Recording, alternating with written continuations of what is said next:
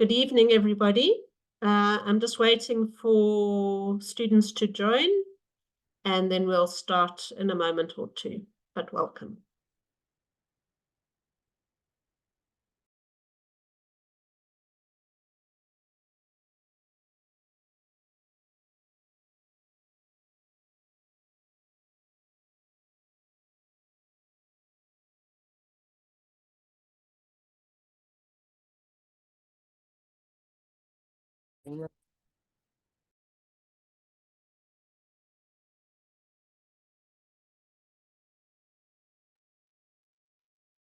Right, we've got quite a few people who have joined us, so I think let's get going and people can join us as we go along.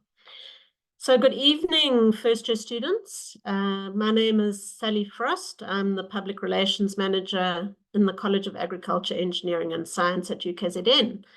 And we would like to give you a warm welcome to our first year orientation session. So this is a Q&A session to answer questions that you might have.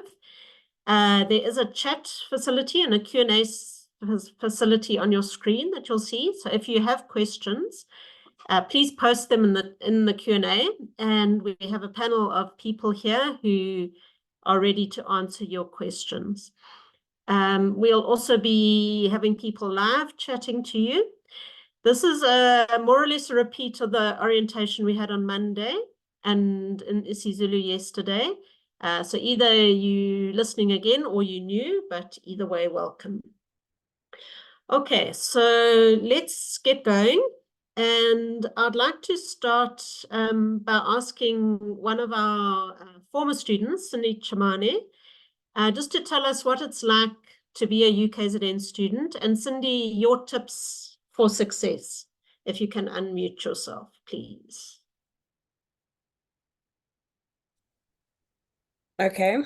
Good evening, everyone. My name is Cindy Chamane, and I am an alumni of UKZN. I recently graduated, or rather, completed my BCom honors in marketing. And okay. And so the tips, I suppose, for success, first and foremost, is time management. You need to ensure that you manage your time as best as you can. It's not the same as high school where you have a teacher who will follow you around telling you, have you done this? Have you done that? Have you submitted this and that? You have to ensure that you manage all your modules, give yourself enough time to work on each and every one of them and do the best that you can throughout. UKZN has a lot to offer, especially their students. We've got sports that you can, take part in, just to feel like you're a part of something and you're not just stuck in books. There's also student counselors who are there for you 24/7. Make use of those people. They're there to guide you and help you. Also your ADOs.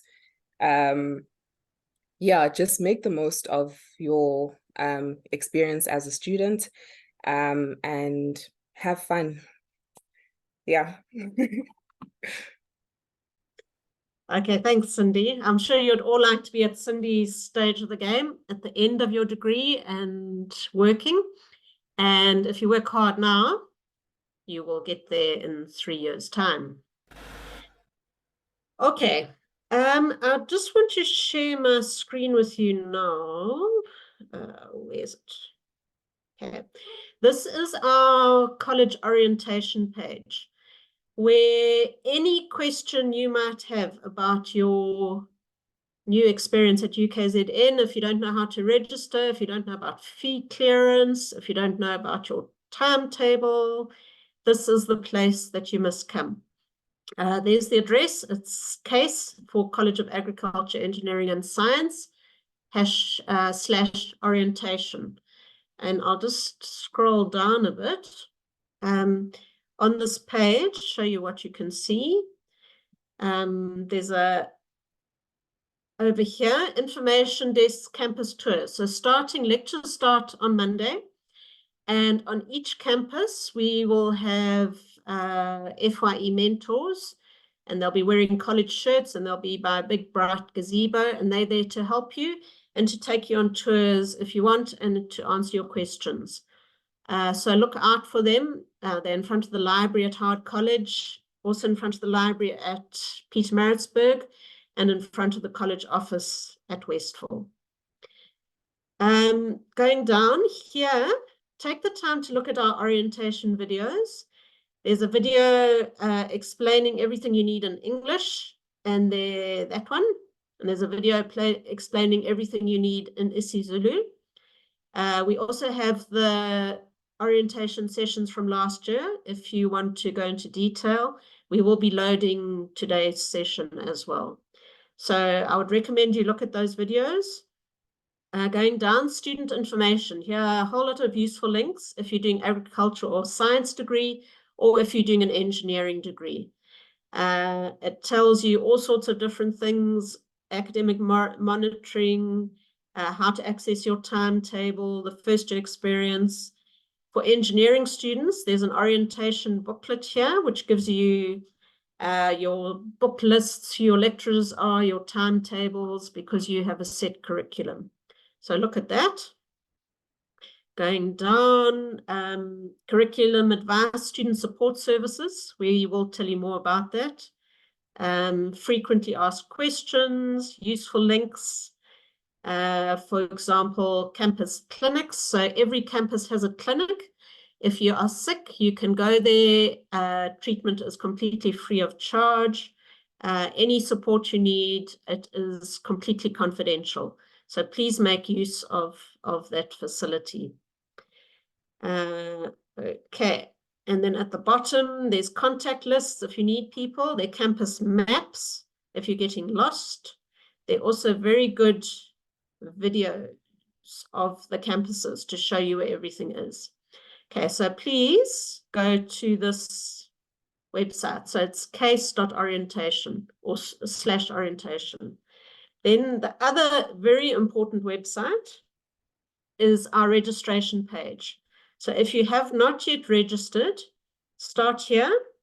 It gives you all the information you need. There's a very good video on how to register, because it can be quite confusing. This video is in English and Zulu. Important dates. If you go down, if you click on this link here, it will take you through to Zoom links, where if you click on those links during office hours, there will be someone at the other side who can help you with your curriculum advice and how to register. I just want to click here. So click here to register online. You click there if you have not yet registered.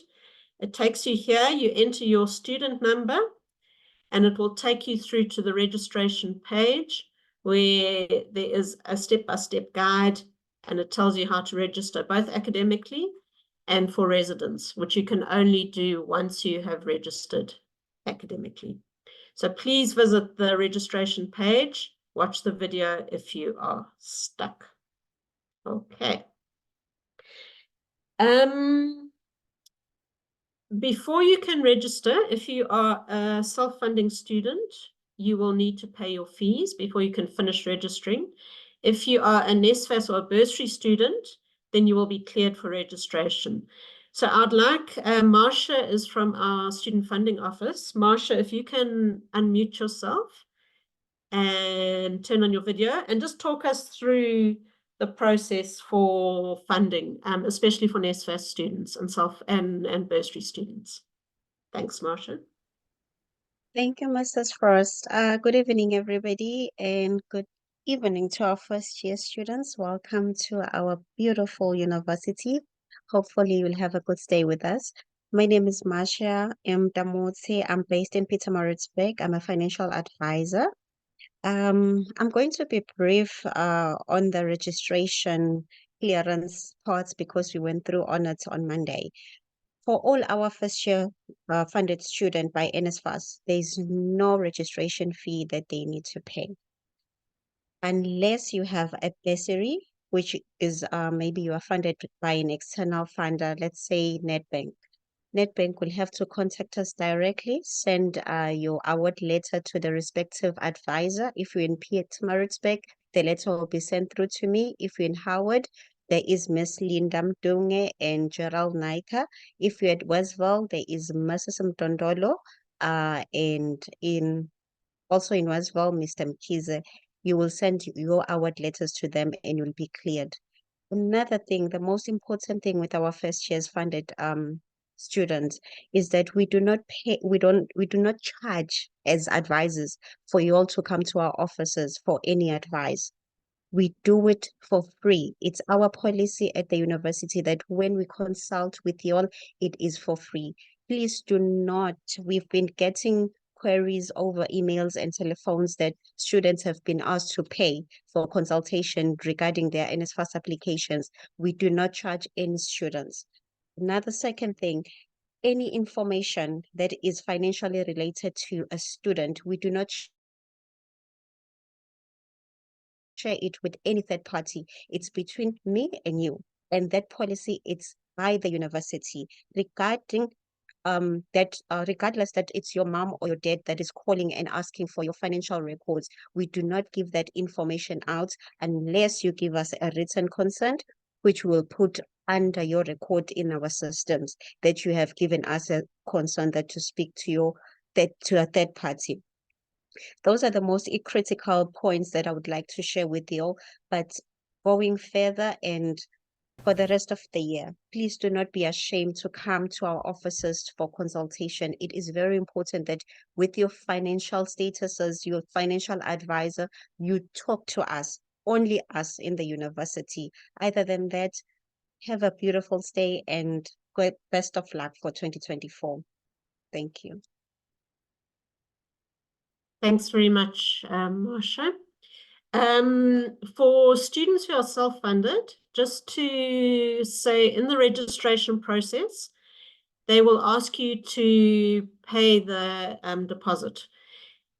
There's an address for student fees, and you send this through to, it's either Howard fees at UKZN or Westville fees or PMB fees.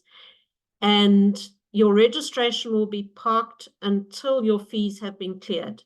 And once the hold is lifted and they've got your deposit, then you will automatically complete the registration process. So just be aware of that, but it's explained very clearly in that registration video on the registration website. Okay. For many of you, university is a big change from school. There's enormous academic pressure, but we don't leave you stranded all on your own. We offer excellent support to help you succeed academically. And I'd like Mzamo, I saw was here, who's from our Student Support Center, just to explain the support that you offer to our students. Mzamo, if you can unmute yourself, please. Thank you, Sally, and good evening to my colleagues and our students. Again, like Mr. Monte said, welcome, and we wish you everything of the best. Right. Yes, we are Student Support Services. We are available in Westville, Howard, and PMB. We are here to ensure that you succeed academically, and that if certain things do come your way, we are there to ensure that those things that can come your way, they don't land you not doing as you would like to. Right. Basically, we offer, number one, individual counseling, where that is free and confidential. Whatever I said there stays there, right? And in those individual sessions, we deal with whatever that is troubling you. There is no issue that is too big or too small or too strange. right? We are there to support you with those. They range from depression, anxiety, relationship issues. You know, Umjolo can be a pandemic, family problems. Unfortunately, in our country, crime is a serious issue. If maybe we have been mugged or we have experienced some form of trauma, we are there to support you in such things. Yes, we are also not sangomas or priests, but if you have things that are spiritual, we recommend that you visit us and just we make a note of it, so that if ever you find yourself having to miss a test or not doing well, we can advocate for you to say, we know that so-and-so has this particular problem and he or she is attending to it, right? We, on top of the individual sessions, we also offer support groups for things like depression or like survivors, for rape survivors and many others. And we also offer life skills, which is, yeah, on different topics. We offer that, which is more like your LO in high school. We also offer that. And most importantly, we advocate for you if there are situations beyond your control that may have affected your academic performance.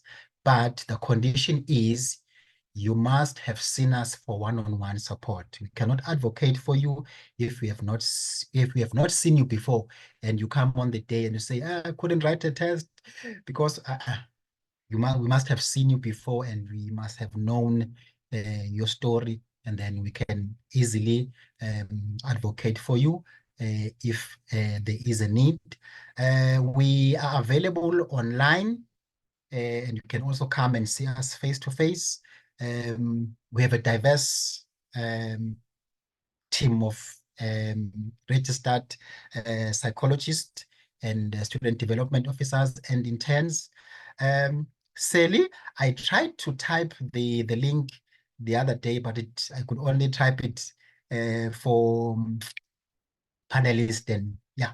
But in the first website that Sally showed you, if you go under student support, you should be able to find the link to book with us for support. We are available Monday to Friday from 8 to 4:30. Yes, thank you, Sally. I think that's about it. Thank you.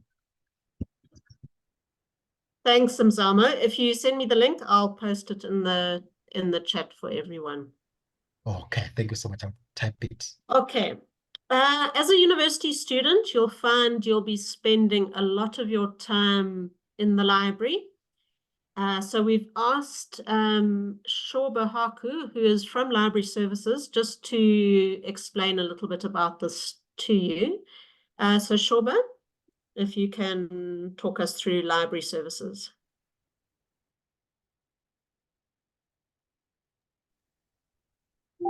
Thank you, Sally, and good evening, everyone. So I'm just going to speak to you about what services does the library offer and how does one access these services. And by the way, I'm Shoba Harku. I'm based at the Life Sciences Library here in Pietermaritzburg. So there are libraries on all 5 campuses. We have the main libraries for CAES students, the E.G. Malherbe Library, which is at Howard College, the Cecil Renault Library in PMB, and the Westville Library at Westville. Take note of the branch library known as the Life Sciences Library. That's based in Pietermaritzburg, and that serves the School of Agriculture, Engineering, and the School of Life Sciences. So remember, your student card allows you access to all libraries, and you also need your student card to borrow books. So the libraries are normally open 24/7, but at the moment they are open from 8 till 4:30, but when lectures start, they will be open for 24 hours. Okay, so what facilities we have and the services available? We have print books, ebooks, master's and PhD theses, journals, etc. These journals are also known as academic magazines.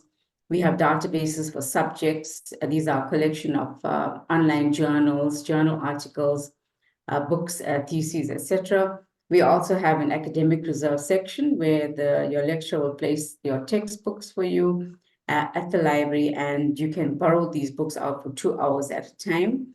We also have study areas with plug points for laptops and cell phones. We have photocopying machines as well as free Wi-Fi. So just remember the library web page. You can just Google UKZN Library if you cannot remember the website. This is your starting point for your research or assignment. You can search for print books, ebooks, and journals, etc. from the library page. If you look at the iCatalog, this searches for all types of information across UKZN. The ebook searches for electronic books, research space searches for your master's and PhD theses. Your Google Scholar, that's your scholarly version of Google. The searches for academic publications. The Contact Us is the contact details for all the librarians at UKZN.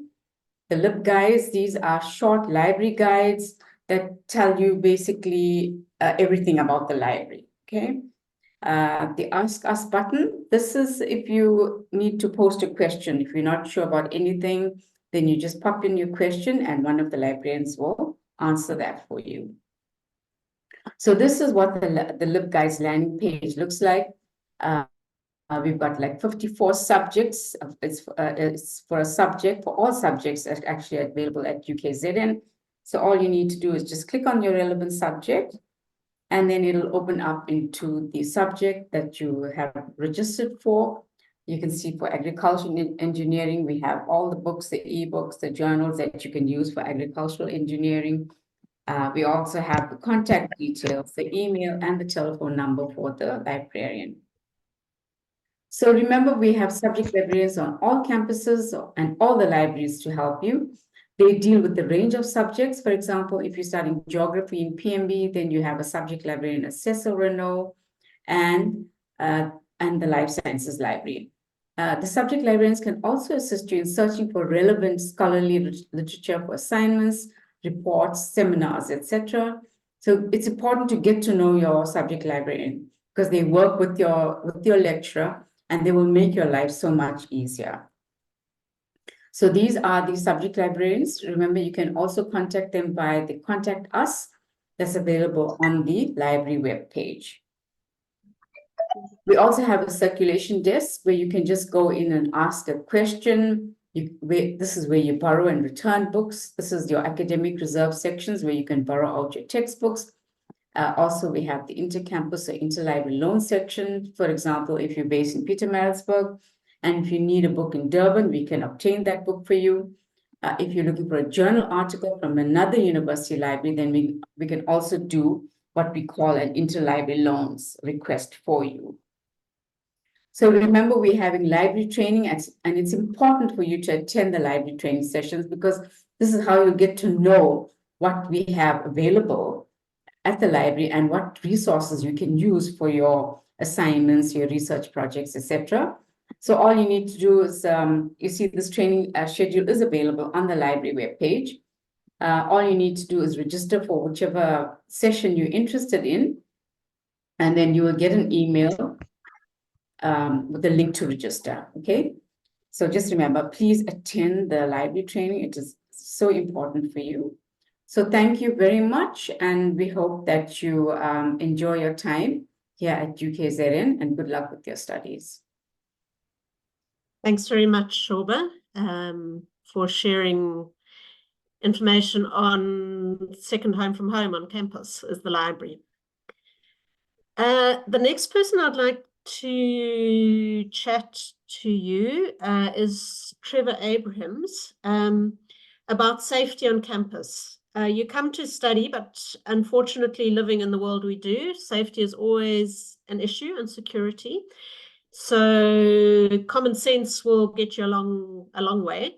But Trevor, if you can just give some tips about how to stay safe on campus. Good evening, Sally. Good evening, students. Yes, we are RMS, Risk Management Services, and Your safety is our concern. We are basically we are constantly upgrading our personnel and security systems to be in line with security trends and combating crime. However, it is essential that every student learns how to stay safe whenever they are on campus. The basic rules of crime prevention apply to everyone in a higher education environment. Criminals are particularly interested in students for several reasons. One is that students have laptops, computers, cell phones, iPods, and other gadgets, items that are light, portable, and easy for a criminal to sell and convert into cash. We urge students to keep safety top of mind at all times when they are out to enjoy themselves. Be particularly aware that alcohol and drugs interfere with your ability to make clear decisions and communicate effectively. Perpetrators are often not strangers to the victims of sexually related cases. If you feel unsafe or think you may be at risk, leave the situation immediately. It is always best to go out in a group with friends you trust to stick together. Don't accept drinks from strangers and watch your drinks at all times. Just a few tips, especially if you're in the residences. Always lock your resident door, even when you are in the room or just going to the bathroom. Resident hall doors must be secure at all times. If you find someone has propped the door open, remove the barricade and secure the door. Also contact RMS immediately. Report suspicious persons you may see in residence or office corridors. Never open your door to strangers. If you have lost your resident key, report it immediately and have the lock changed. Don't keep residence and vehicle keys on the same keyring, and never disclose your address on your keyring.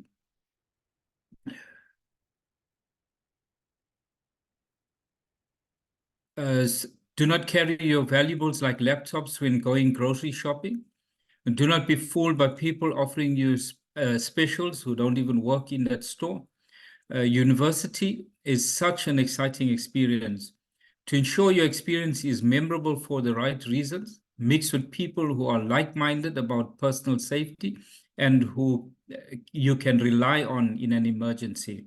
Just a bit about if you have an Android phone, we have the emergency panic button on the My UKZN app.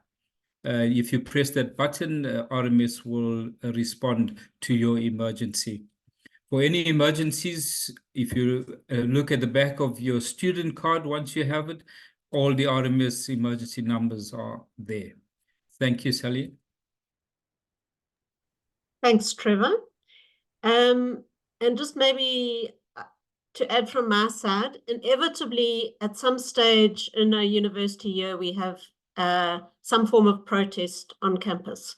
That's the nature of the country we're living in, and it's an election year this year. So I'd be very surprised if there isn't something during the year. My advice is stay away. If there are protests, don't go and have a look what's happening, because then you might get caught up in it. Stay away, and that will be the safest for you and your academics.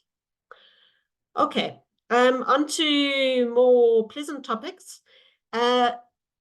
Academics is very important, but we also have relaxation and fun on campus. And in particular, we offer all sorts of sports. So I would like Zilungile from our sports department just to explain to you some of the options that you can sign up for at UKZN. Zilungile?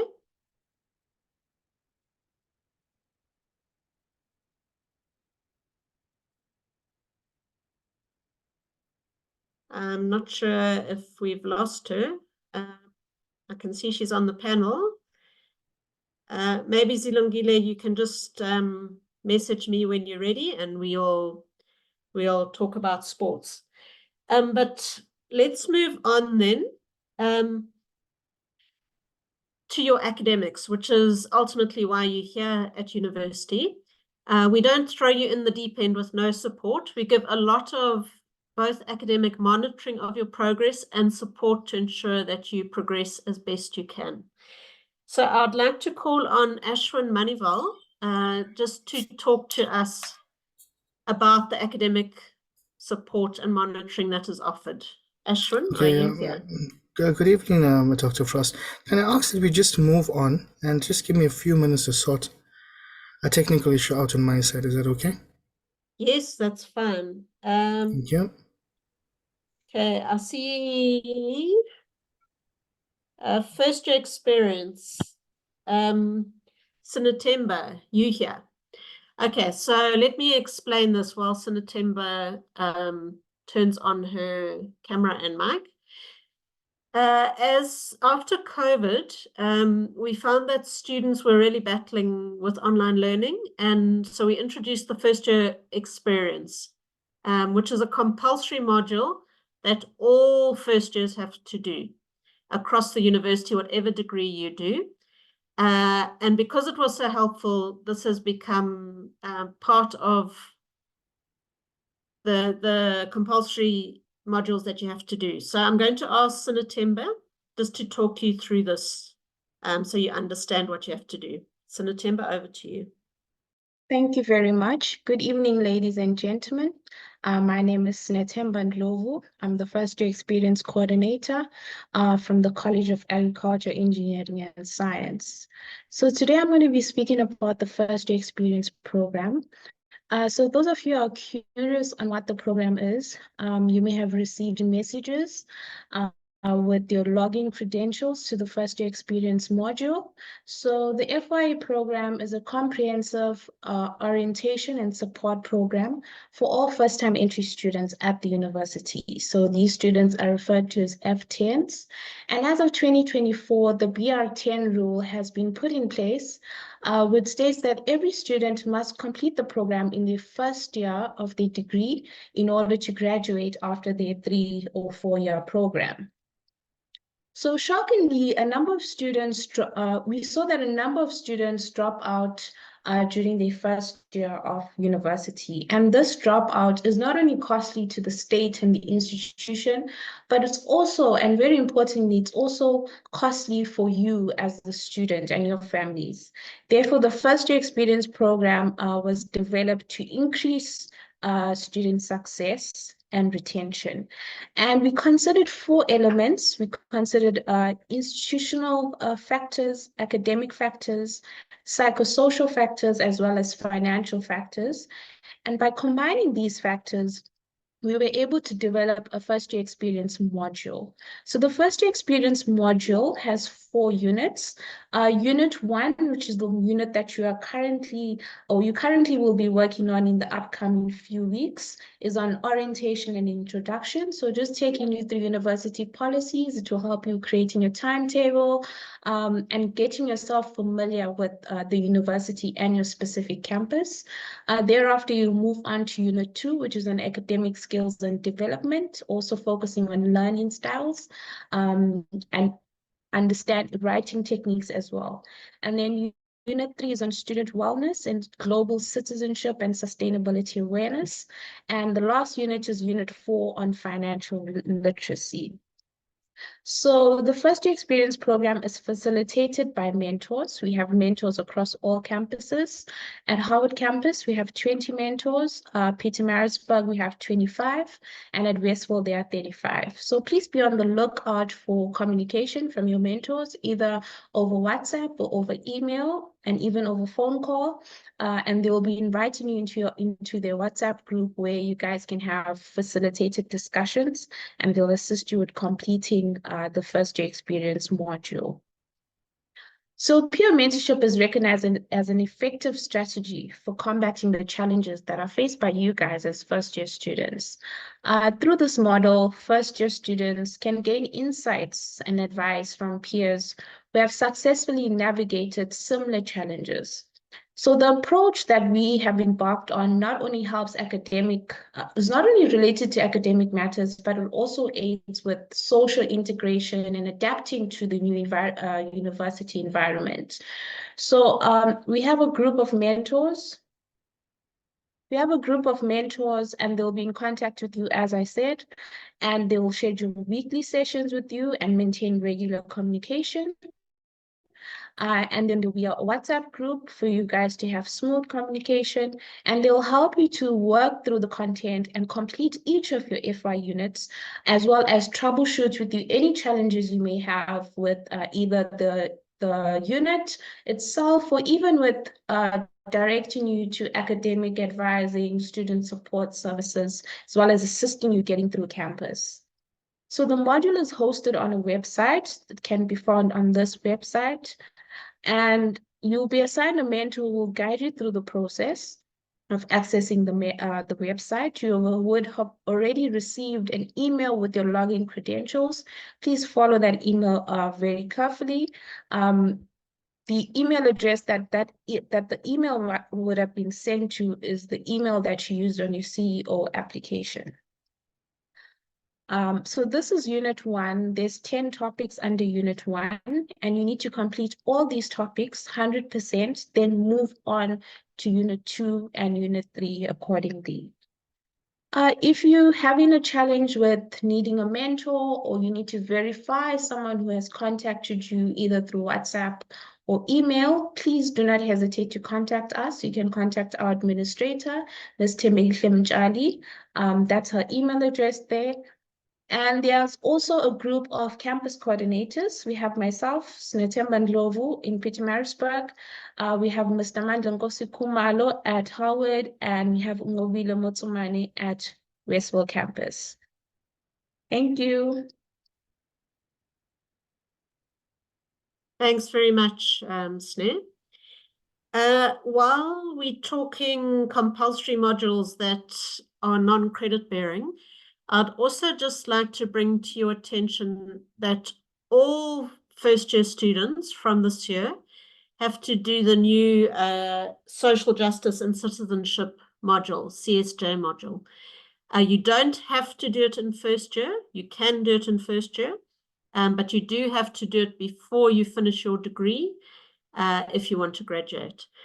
You will see, if you have registered for your modules, that it is an option that you click for either the first or the second semester this year, and it will appear on your registration printout, but it is non-credit bearing. And once you've started lectures, if you did choose to do it this year, you can speak to the administrator in your school and they will tell you when you can attend the sessions. It's a combination of online content that you need to work your way through and group contact sessions where you chat to other people. And it's dealing with all sorts of issues related to social justice and citizenship. Okay, Ashwin, are you ready, or are you still having I'm technical fine. issues? Okay, I'm sorted. so Thank you. Ashwin's going to talk to us about academic monitoring and the support that you can get. Thanks, Ashwin. Okay, thank you, Dr. Frost. Am I sharing my screen? Yes, you are. Okay, thank you. Okay, so my name is Mr. Ashwin Manival. I'm one of the academics in the CAES program at UKZN.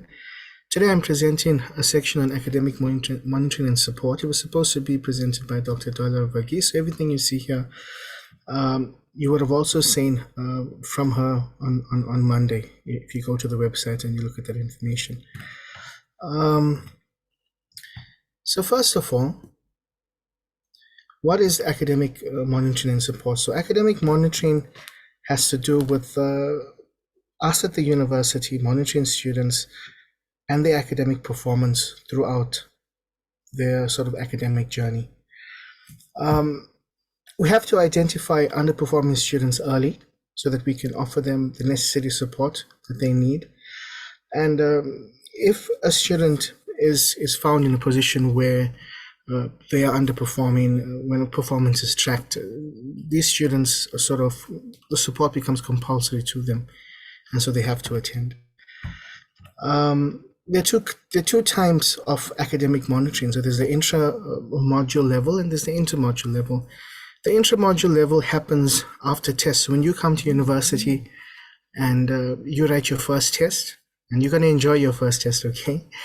When you write your first test, your results will then be monitored by certain individuals whose responsibility it is. This has to do with your lecturers, your academic leaders, academic development officers, so on and so forth. And then sort of procedures are put in place to help you from there.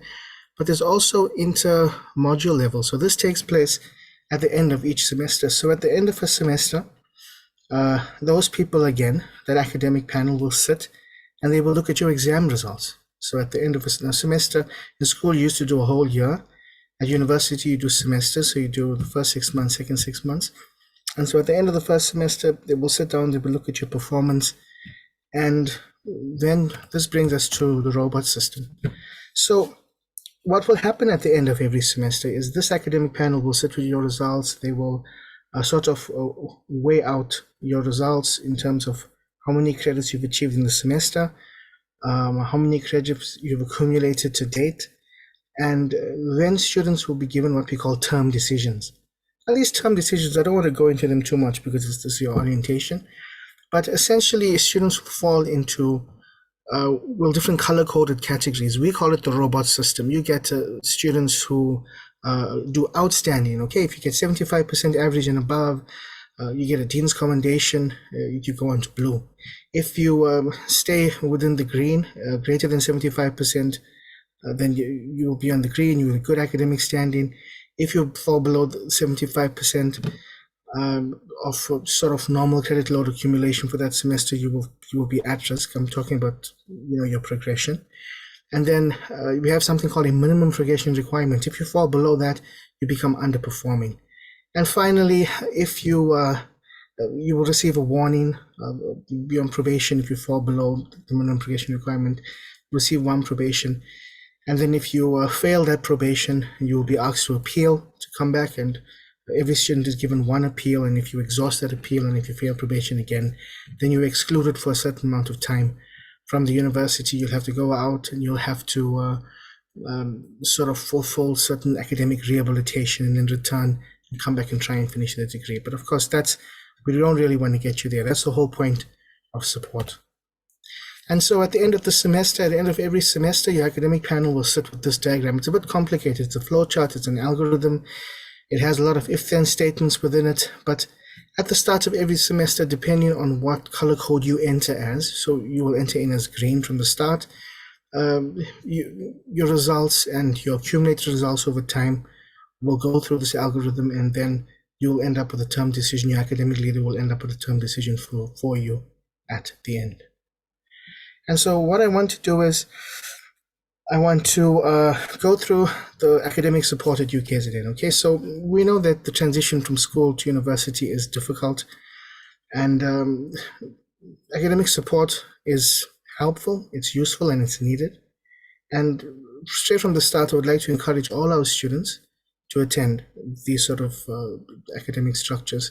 So in the school, in the college, we've got 5 schools. So the School of Life Sciences, School of Chemistry and Physics, School of Mathematics, Statistics, Computer Science, School of Agricultural, Earth, Environmental Sciences, School of Engineering. And then we also have a unit called CAES, which is the Center for Academic Success in Science and Engineering. Within these schools, within each one of these schools, we have principal academic development officers. So on your screen, you'll see that in Howard College, we have Mr. Marimure. On Westville, we have Dr. Varghese and Ms. Gumbi. And then we also have, well, actually on PMB, we have Nyameka Diko and Ms. Gumbi. And then on Westville campus, we have Mrs. Slalukane and Dr. Varghese. So these are academic development officers. Their role is to monitor you throughout the semester. If you're not performing well, you'll receive messages from them, and they will put you on programs of support. So the different kinds of support at UKZN, one of the supports is SI. So SI is what we call Supplemental Instruction. It's an extremely popular support program at UKZN, right? It's sort of the flagship. SI is non-remedial approach to learning that supports students towards academic success. So SI is built on 2 things. It's built on peer collaboration and active learning. So a group of students get together and they are led by an SI leader, and the SI leader is extremely well trained. They're trained on SI principles, and it's really a system that works well. So SI is open to all students to attend. Doesn't mean that only because you perform badly you have to attend it, but it's there for all students to attend. And what happens during SI sessions? Students compare notes, they discuss readings, they develop study skills and predict test questions. Sessions are facilitated by senior students who have done well in the module. We also have hot seats, and hot seats is really popular with our students. So we call it hot seat because the person who, the tutor who does the hot seat doesn't have time to prepare for it. So every kind of support structure, other support structure, they have a worksheet and they prepare for it, and the students come to them. The student who is doing, a tutor is doing hot seat, students come to them with their own questions. So they really don't have time. They can prepare for the content, but not the specific questions. And so we say the tutor is in the hot seat, right? Who can attend? All students are open to attend, but particularly we have it for maths and stats. So maths and stats tend to be sort of numerically abstract. Students struggle with it. So a lot of students find benefit in doing the hot seats. We have writing places. Writing is extremely important academic writing, how to write prac reports, how to write sort of mini thesis, mini projects. You have to do a lot of reading and writing at university. You must read and you must write, okay? And so it's open again to all students, and students can go to the writing center and they get assistance from well-trained sort of tutors who are proficient in the academic writing process. The other support structures we have at UKZN, peer mentorship. You would have had contact with your peer mentor, so you know about the peer mentorship. We have workshops and a whole lot of different things. We have test preparation, exam preparation. We have workshops on writing. We have workshops on, throughout the semester, ADOs will be in contact with you. They will advertise the workshops. If you see emails about the workshops, if you see student notices about the workshops, don't ignore them, okay? Make some time, go to the workshops, and you'll learn a few things about being professional about certain aspects at university, right? There's academic advising, which is also a support structure. Your ADOs, which I showed you in the previous scheme, will be in charge of that. And then we have residence tutorials, and we even have tutorials in isiZulu, okay? And so just a few tips to succeed at university.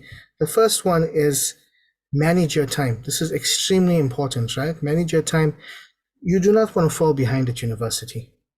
If you fall behind a week at university, it is extremely difficult to recover. University is about, the work comes thick, it comes fast. It's not like school. The one difference between school and university is that the workload comes extremely quickly. So you cannot say, I will relax this week and then I'll cover up next week. You're not going to have the time to cover up, right? If you can do something and manage your time well. The next thing is you must attend lectures, please. This is extremely important.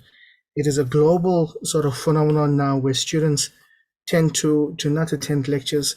Lectures are extremely important. Physical lectures, online lectures, doesn't matter what form of lecture it is. Make the time and respect the culture of attending lectures. Prepare for lectures and tutorials. This is another important thing. Take the time to read your notes. Take the time to summarize notes. Take the time to actually keep notes, keep records, get a file. The best advice I can give you from now is to get a file. Whatever you have, file it. When you have do tutorials, write it out, file it. If you take your notes for the day, write it out, file it. One of the things I always ask students is, if I ask you as a student to show me what you did on the 5th of March, and if you cannot turn to a filing system, whether it be soft copy on the computer or hard copy, if you cannot turn and tell me what you did on the 5th of March, it is a problem. Okay, any business structure, anything, whether a scientist, accountant, lawyer, doctor, you have to keep records and you have to be able to reproduce them. That's the first thing. The second thing, if I ask you and I say, turn to the 6th of March and show me what you did in your tutorial, and you cannot do it, it means you're not doing what you're supposed to do. As a student, you should be able to reproduce your notes. You should be able to reproduce your tutorials whenever they are asked for, right? And the last thing is to get help. Get help early if required. So if you're struggling in the second week with certain concepts, don't say, I will sort it out before the exam, before the test. Remember, I told you university moves quickly and you may not have time to recover, right? So get help early. You have your ADOs, your academic leaders, your lecturers, your tutors. All these people are here to help you. Have student support. They're here to help you. Don't isolate yourself. Whatever you do, do not isolate yourself. Hang around with your fellow colleagues when you study in the library. Build student support groups, and also see the professionals on campus who are here to help you, right? And this is the website you can go to. You will, it's a teaching and learning here. You will find information about the ADOs and the different support structures, and some videos as well, and resources for you to take part in. So that's the end from me in this section. I'll hand over to Dr. Frost now. Thank you. There I am. There I'm not. There I am. Thanks, Ashwin. While we have you on the floor, would you like to talk about academic advising, or come back later? Okay. Yeah, I'll so Ashwin will tell you about academic advising and what help you can get. Okay, so academic advising at UKZN. So I've introduced myself. So basically at UKZN, when you come in as a new student, so you are a first year student, you want academic advice. So the advice I'm talking about today in particular is something called curriculum advice. So academic advising is a broad term. It has to do with many different things within your university experience, but curriculum advising specifically has to do with the modules you pick. Now the modules you pick are important, because if you pick the wrong modules, it means you don't open up the second and third year modules. It means you have to spend extra time and extra year at university, and every extra year you spend at university is costing you money, okay, because you're not working. That's extremely important that you get your curriculum right from the start. Now, in order to get your curriculum right from the start, well, the purpose of this presentation, there's a lot here. I'm not going to go through everything in detail, but the main purpose, and this is what I want you to understand, the purpose of this is to show you how to get academic advice. So to do that, I have to sort of get you thinking about who you are and where you belong in the university. Right now, you belong in the College of Agriculture, Engineering and Science. You don't belong in any of the other 3 colleges. And in our college, we have 5 schools. I've mentioned those 5 schools to you in the last presentation, so I'm not going to do that. But what you do is you do a qualification, right? You do a qualification, and these qualifications sort of will belong to certain schools. So you got to ask yourself questions like, what qualification am I registering for? You'll be surprised. I see students after spending 2 years at the university, and I ask them, what is your qualification? And they're not clear about it, right? Don't be that student. So you, from the start, if I can advise you anything, is to get the handbook. Go to the university website, download the handbook. When you register on campus, go to college office, ask them if they can give you a handbook, if they can email it to you. Study the handbook, study your qualifications, study the modules. You need to know, what are my majors, what are my streams, what modules does my qualification require me to register for, and how do I go about selecting sort of things like electives. So your qualification is the degree. Your degree is divided into streams. We'll talk about that just now. And then you have modules. Now modules are the actual subjects that you do at university. So Biology 101, Chem 110, those are modules.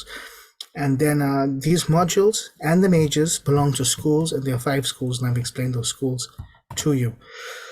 The next thing we have to talk about is the structure of a qualification. So what I've done is I've taken from our handbook, I've so on this screen, I've sort of summarized the different sort of qualifications. You get a Bachelor of Science. Bachelor of Sciences, you get general Bachelor of Science, you get focused programs. So focused program are things like chemistry and chemical technology, applied chemistry. We say focused because the curriculum is very fixed within those programs. What you see on the curriculum is what you get with them. A general BSc is a bit more flexible, very, very flexible, in the sense that when you do a general BSc, you can mix and match. And this is where sort of translational thinking comes into play, and new ideas and new scientific breakthroughs, because you can combine a different areas in science, and you get trained in them, and you can apply this to your work later on. So with the general BSc, we have 2 streams. We have the LES stream, and we have the M stream. And we get the Bachelor in Science and Engineering, which is fixed. Bachelor of Science in Agriculture, which is also a fixed stream. It's very sort of structured approach. And then in the blue on the right, you get your Bachelor of Science, Agricultural Management, Agricultural Extension, which has to do with the farming. You get Dietetics, Human Nutrition, and the Bachelor of Science in Land Surveying. Now, very quickly, I'm going to use BSc degree as an example. This is not all degrees. This is not engineering. Engineering is 4 years, right? This is not about sort of your other agriculture degree, which is 4 years. This is just the structure of a BSc degree. So it doesn't apply to other qualifications. This is an example. So for example, to qualify or to get a degree, the BSc degree, you need 384 credits at the end. At least 96 need to be at level 1. With the maximum, this is important, the maximum of only 160. Don't major in first year. A lot of students will pick multiple first year modules thinking because they're accumulating credits, they're going to be okay at the end. The reality is you can only have maximum 160. If you get more than that, it doesn't count. At second year, you have to have at least 96 credits level 2. And then in level 3, you have to have at least 128. Your elective modules, they form part of the unspecified credit. So you'll see in your handbook, when you look, you'll see that you may not have enough credits to meet the 384 in certain areas. So you will add electives according to the handbook rules, right? Then you have a maximum of 32 credits outside the college. You cannot do more than 32 credits outside our college. You cannot go to humanities and CLMS, law and management. You can go there and do modules, right? But you cannot go above 32. If you go above 32, it won't count. And these modules, it doesn't matter what level they are, they will only count at level 1 for you in this college. So if you decide I'm going to do a second year module in humanities, that doesn't count as a second year module here. It'll count as level 1, right? The next thing is a student must obtain credits for Zulu 101 unless otherwise exempted. If you are a student who does not speak Zulu, if you do not do Zulu in school, right, you have to finish this module Zulu 101. It is a part of your core curriculum. You'll see it in the handbook. If you are a Zulu speaking student who actually did Zulu at school, or even a non-Zulu speaking student who did Zulu at school, if you passed the Zulu, you can take your results to language department and they will exempt you for the Zulu 101. If you are a student who didn't do Zulu in school, but you are proficient at your home language in speaking Zulu, go to the language department, they'll give you a proficiency test. You will write the test. If they find you adequate, they will exempt you for Zulu 101. Very important. Don't come to the end of your degree, right, and then realize, oh my word, I didn't do Zulu 101. Then you have to spend 6 months doing Zulu 101 and the year is wasted, and then remember what I told you about working. And so there's different ways you can structure the BSc degree. You can do 160 level 1, 96 level 2, 128 level 3. You can do 128, 128, 128, and then you can do the 144, 112, 128, which is the in-between. It depends on how you want to structure it with your academic advisor, right? Now, this page is important because at the end of the slide, I'm going to show you how to go to a website to click on some links to get academic advice with an academic advisor. But here's the catch. This is the thing. There are 5 links on that page. 1 link for each school. If you don't know the school you go into, you're going to go to the wrong link. You're going to stand in the queue for 4 hours. I'm not saying it's going to take 4 hours, but maybe it'll take a long time. And then you're going to realize I was in the wrong place. So what you have to do is look at this and figure out where you lie. Am I a chemistry student? Am I a geography student? Am I an ecology student? And then from there, you'll be able to say which school you belong to. SLS is School Life Sciences, SMSCS is School Maths, Stats, Computer Science, so on and so forth, right? You will be able to figure out your school, and then you click the right link. So you use this page together with the links at the end to get online academic advising for this sort of short-term period of registration. So I'm going to really quickly, I'm going to go over an example of how to figure out your curriculum. This you do before you go to the academic advisor. So you get the handbook from online, right? You ask yourself, what is my qualification? You find it in the handbook. You look at the modules in the handbook. You figure out which semester the modules belong. You have to add up the credits to achieve normal credit load, right? You have to figure out which electives to take, make sure there are no timetable clashes, and then you have to make sure you've considered Zulu 101. Now, this looks like a lot, but it's not a lot. When I was a student undergrad, I had this book, and let me tell you something. I looked at this book. I was so paranoid I was going to miss something. I read the book over and over, and I went and queried over and over. But the point is, don't just go to an academic advisor and say, advise me, tell me what to do, right? Life is not about people telling you what to do. You've got to get that book, and for yourself, you have to convince yourself that what they're telling you is right. You must do that, okay? This is an example for a student who's majored in biology and chemistry. So for example, I am using 2022 handbook. So these rules won't apply to 2024. This is a presentation from previous years. The purpose of this presentation is not to give the academic advice, it's to show you how to figure it out. So my point is, it's a disclaimer. This is the old book. Don't look at this book and try to figure out your curriculum. Go and get the 2024 book, right? And so what I'll do is I will go to year one for both chemistry and by biochemistry. I will pick the modules. I will write them out with my hand on a page. I'll write them out. And then the next thing I'll do is I'll go and look in the timetables which semester they lie in. I'll split them up. And I realize, oh, in semester 1, 64 credits. This is normal credit load, right? For the BSc, 64 is normal credit load. It's 416 modules. And then in semester 2, now you realize you're 48 credits, your module short. You need another 64 credits, right? Then you can you have to consider whether you've done the isiZulu module, for example, and an isiZulu module can go in that place, or an elective of your choice, right? Now, when you scroll into the handbook, when you look further into it, you'll come across module descriptions. This is important because many times students ask me, which lecture should I take? Should I take this? Should I take that? And then when I look at it, the student hasn't read. No, read. It says that this module is to enable life science students to make effective use of computers in communicating, researching information, managing, analyzing data, and presenting their findings as reports and presentations. You have to read, you have to analyze the course you're taking, become familiar with the description, become familiar with the assessments, become familiar with the DP requirement, things like that, right? So a DP requirement would require you to have a certain number of tasks you have to fulfill, or a certain percentage you have to make up in assessments to write the exam, right? Familiarize yourself with those things. But the two important things right now for you is the two areas I've circled. You see that 16C at the end? That means 16 credits. That's how you tell what credit the module is. And then the P2 and W2, that's how you tell which semester they're in. P2 means Pietermaritzburg second semester. W2 means Westville second semester. And then, of course, number 6, figuring out the electives, making sure that there are no timetable clashes, and making sure you've considered Zulu 101. I've given this presentation to Dr. Frost. She's put it on the orientation website.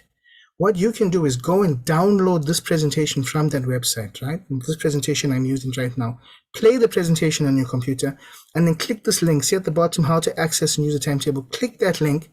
It will take you to timetables. It'll take you to a video that's going to show you how to work the timetables out. It's too much for me to show now. So get the presentation and click that link. The next thing I want to draw your attention to is a list of electives. So these are a list of electives that a first year student can take.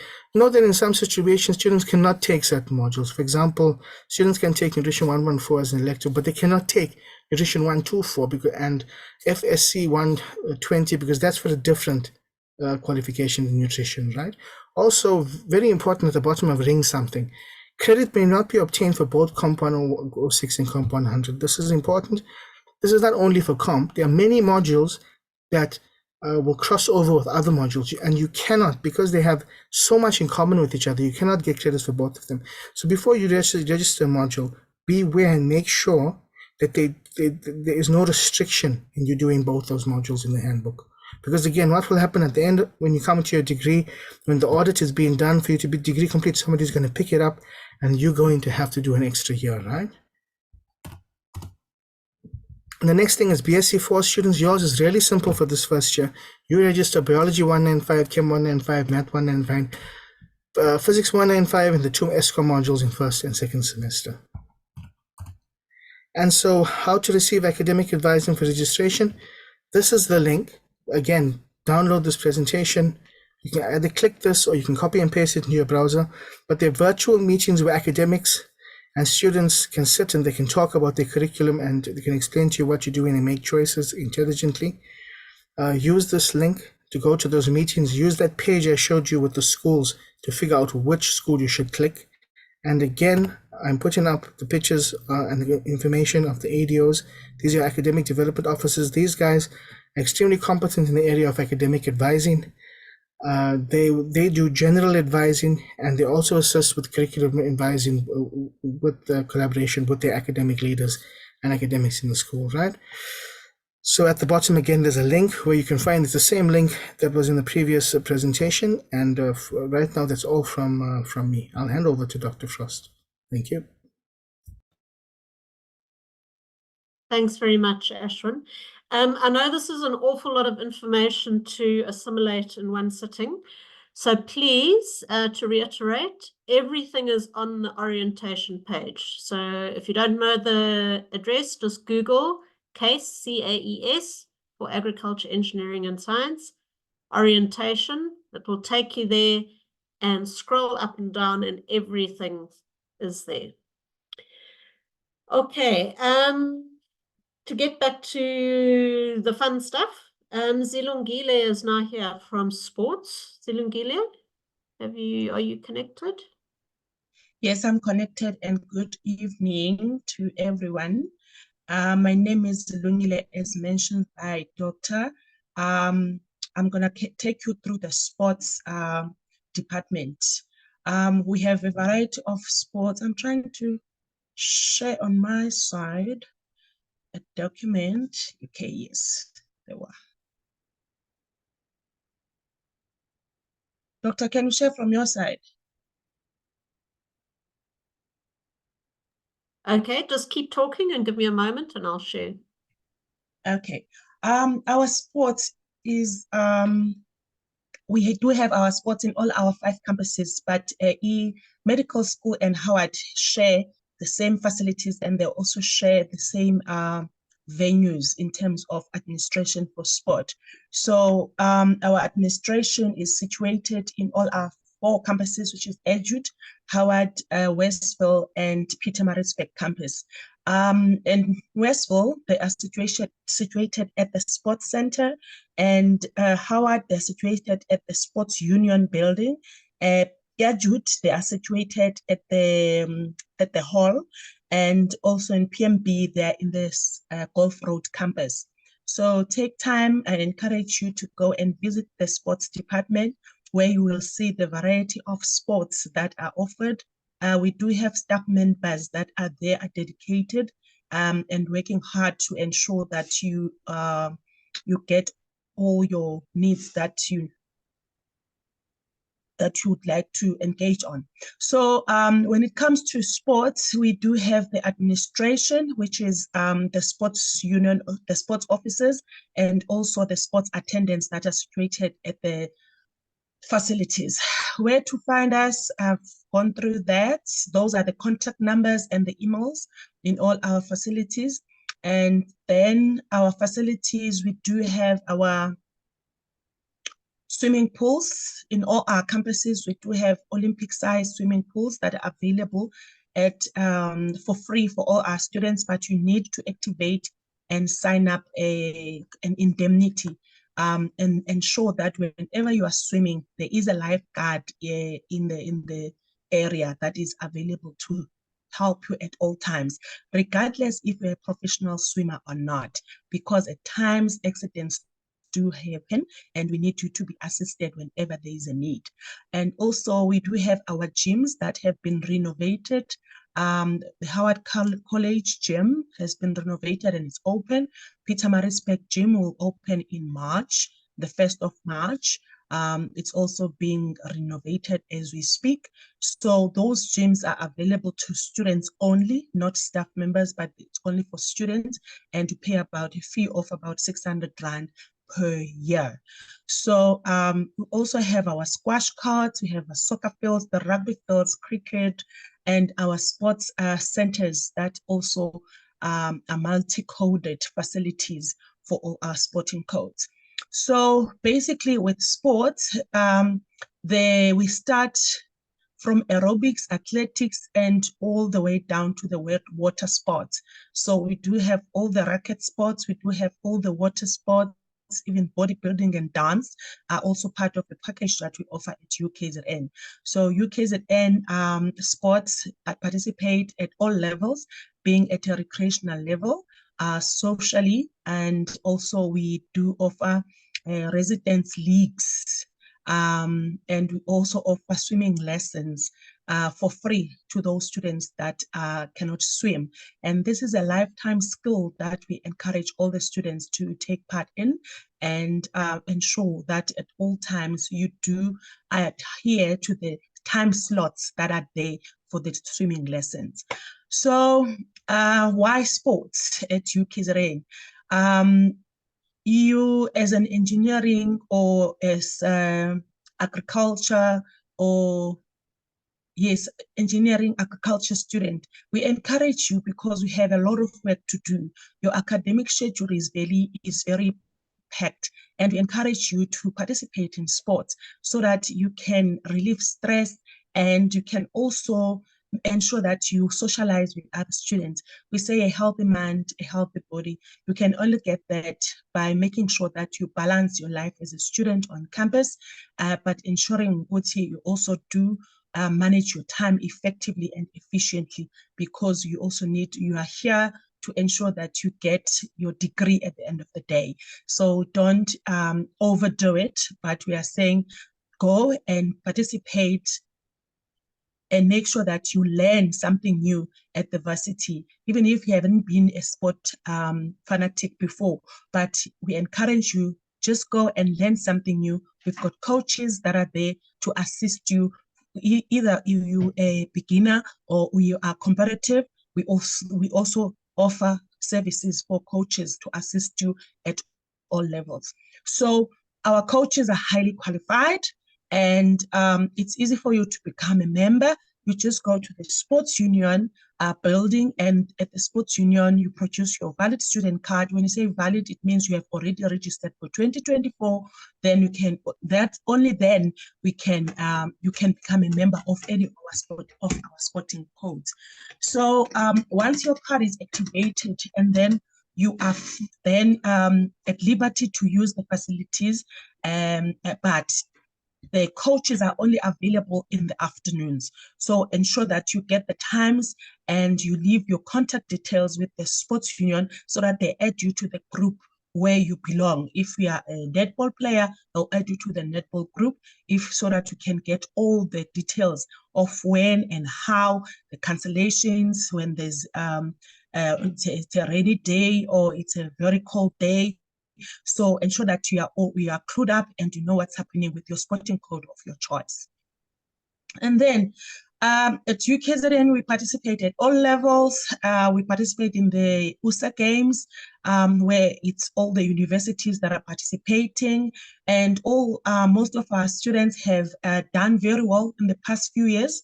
We have qualified for Varsity Shield, which is rugby, and also we qualified for Varsity Cup for football, and for the ladies rugby, they're also playing in the Varsity Cup. Our volleyball is #1 in South Africa. Our ballroom dancers, they are also on top. They even went, this year they are going for the World Student Games. So we encourage you to take part, even if you're not a sports person, but you can become a member of the club and manage the club or administer the club. You get experience there in terms of being a part of the structure of that particular code. So these are some of our students that have taken part in most of our sporting activities. And then in this slide, we've got rugby. Rugby in our campus participates in a very competitive league, which is the Varsity Shield.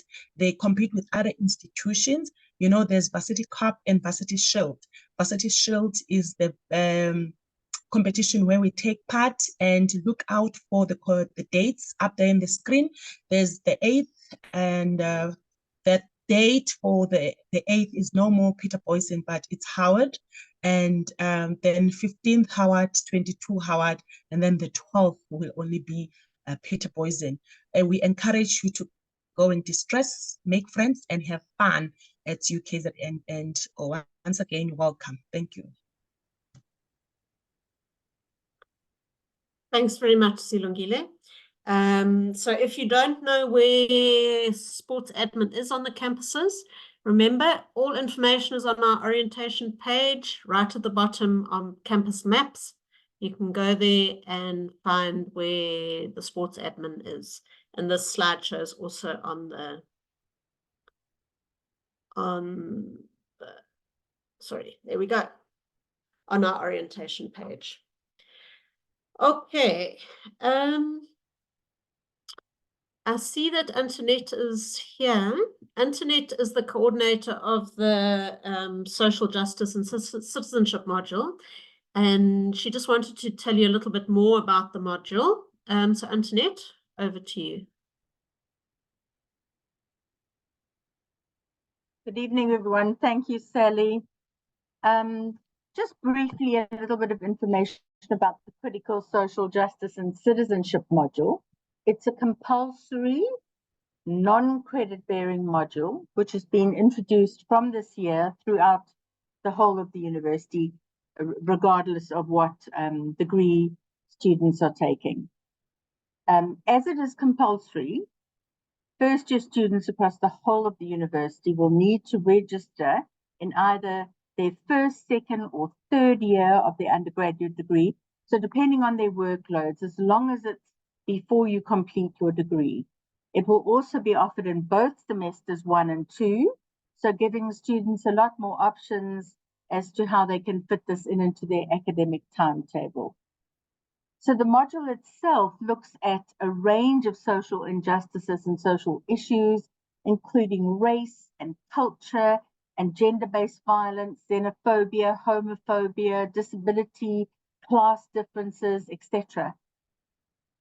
And we do this with the intention of healing the prejudices and divisions of our past and finding a new way forward where we can learn to accept and respect and celebrate all people regardless of their differences. So the module uses a blended learning approach, which means that students will be required to engage with 8 online pre-recorded lectures about the various topics in their own time, and then the same number of in-person supportive tutorials, which will be 90 minutes long, 1 a week for 8 weeks. And in these tutorials, you'll be able to speak with the facilitator, the tutors who will be facilitating your group, discuss in group situations. It's informal, it's very experiential, share your thoughts, your ideas, your experiences, and just kind of really work with the topics and the issues. They are slightly uncomfortable, some of the topics and issues, but I think this module really aims to have those conversations that matter, that we just don't keep quiet and sweep them under the carpet and hide away from them. So the online lectures will be uploaded onto Learn 2024 under the EDSJ 1CS module. So if you register for the module in this first semester, we will start the first week in March, and the in-person tutorials will start from the second week in March. And venues for these will be communicated with students. And we look forward to seeing you online or in our in-person tutorials. Thanks so much for your time. Thank you, Sally. Thanks, Antoinette, for joining us. Okay, the next thing I wanted to chat about is being science and engineering students. You have pracs every afternoon, which is something unique to our college. So you need to know how to allocate your pracs. So Zanin Tlantla is here and she'll talk to you about prac allocation, the software to use. Zanin Tlantla? Good evening, everyone. As Dr. Frost has mentioned, my name is Zanin Tlantla, and I'm an ADO at the PMB campus. Welcome to all our first years. I hope that you guys have a very successful year. So as mentioned, yes, if you're a science and engineering student, you do practicals at the university. These happen from 2 to 5:15 every day, and some also take place on Wednesday from 9 to 12, I think. So what happens is you guys will basically be allocated a day for each of your modules that have pracs, and some modules, instead of practicals, they have tutorials. You'll also be allocated days for when you do that tutorial for that specific module.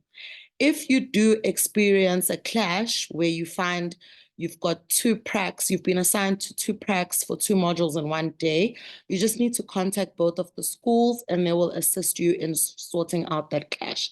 But that would just be an anomaly in the software. Those things don't usually happen. But if it does in your case, you can just easily get it sorted out.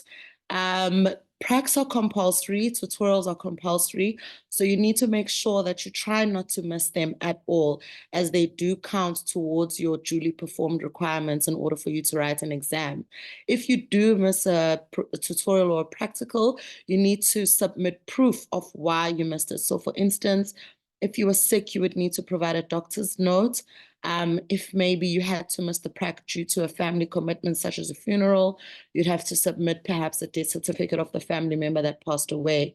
But also, as I said, keep in mind, please do not miss a lot of your pracs, only if it's really necessary for you to do so. Ideally, you should only miss 2 pracs, and if you miss more than 2, then you might not be allowed to write your exam. Another thing to keep in mind is that when you guys have pracs, you need to have a lab coat. You guys will be informed of where you can fit your lab coats next week during lectures. You need to have a lab coat. For chemistry practicals, you also may need to wear safety goggles.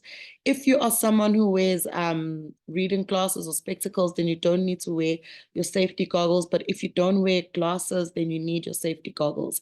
Also remember that you need to have closed shoes on at each and every prac, not pumps, but closed shoes, preferably sneakers. And also try not to wear any shorts or vests or crop tops when you have a prac. Yeah, that's all I have to say about practicals at the university. And once again, all the best for this year. Thanks very much, Sanenhlanhla.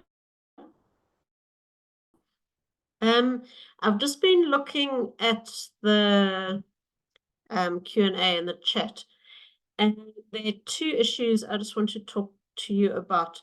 The one is residence. Okay, I'm sharing my screen. Just to explain the process for residence allocation. When you did your CAO application, you want residence, you had to apply for residence when you applied for your degree on CAO. So you would have clicked a box that says, yes, I want residence. If you did not apply for residence on CAO, you will not be offered residence now, unfortunately, but that is how the system works. If you did apply for residence, what happens is that there are a certain number of beds available for first-year students. And the Department of Student Residence Affairs allocates these beds to colleges, and then colleges offer them to students. And you put on a waiting list, and you are prioritized if you live far away from campus. So as the residence places are used up, you'll either get a place or you won't, depending on where you are on the waiting list. Unfortunately, there are not enough. There's more demand than there are beds. So if you have not, you would have been made an offer with residence, or if you weren't made an offer with residence, it means you have not been offered residence. If you have not been offered residence and you're needing somewhere to stay, I would suggest you go to this page that I'm sharing. It's the Department of Student Residence Affairs.ukzn.ac.za. And I'm clicking on private accommodation. So you go there and they have a list of, here we go, Howard College and Medical School, private accommodation, Westville, Pietermaritzburg. Edgewood doesn't affect us. And if you click on one of these lists, it gives you the names of all the private accommodation that is on offer. They will not help you find accommodation. It's up to you to find accommodation. But these are all accommodation that has been vetted by the university and approved by the university. So it's better to try use one of these than go privately. Sorry, I've now clicked out of the page, but there was also the numbers of the residents, residence staff. So there were some questions from people. You haven't heard if you've been offered residence or not. If you're worried, contact those residence staff and see where you are on the waiting list. Okay. That was the one thing. The other thing I've seen questions about is how you log in to Moodle or to the LAN or your email, etc. And I want to bring your attention to this document, which is also on the orientation webpage under ICS for Information Communication Services. Useful links, useful information. This talks you through how to set up your LAN password. The LAN is the network within UKZN. How to change your password. And there's another document, it's not the one I've got here, but it's on the web page, how to set up your email, how to log into Moodle. If you are still stuck, on each campus there's an ICS walk-in desk for students, and you can go there and you can ask them to help you, and they're very helpful, and they will help you set up your email or to log into the LAN or to log into Moodle. On Westville, then L Block, first floor, Howard College, there at Shepston, and in Maritzburg campus, there at the science block. And the maps are on the web page. Okay. I've stopped screen sharing. All right, I think that has covered everything that we had to tell you. So I'm going to bring this session to an end. Thank you very much for joining us. If you still have questions, especially about curriculum advice, please go to the registration website, click on the links for curriculum advice. They are open every day during office hours. And if you click on that link, it will take you to a Zoom room like this, and there will be an academic there who will help you, because it can be very confusing and stressful. But there is support for you, so please make use of it. Thank you for joining us. We will put the screening of this session on our webpage as well. And good luck, and we'll see you on campus Monday morning. Thanks, everyone. I'm going to end the session now. Bye-bye.